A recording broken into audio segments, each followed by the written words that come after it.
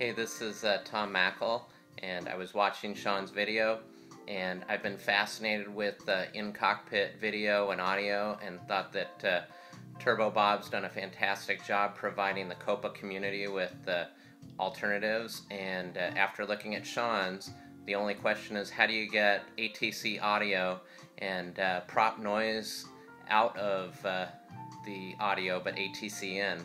So I've got this keyboard, which is going to be my test at home to see if I can get audio directly fed in through the headphone jack of the iPhone.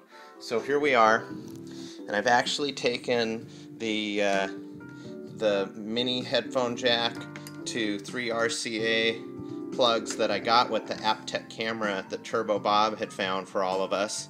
And we're going to ignore this, we don't need it anymore, and we're just going to take my red input that converts to the headphone jack for the aircraft.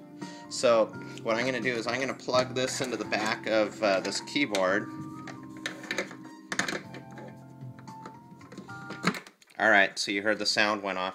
Now I'm going to stop the video and I'll patch it back together, because the minute that you pull or put in an input into that headphone jack, it has a tendency to drop the recording.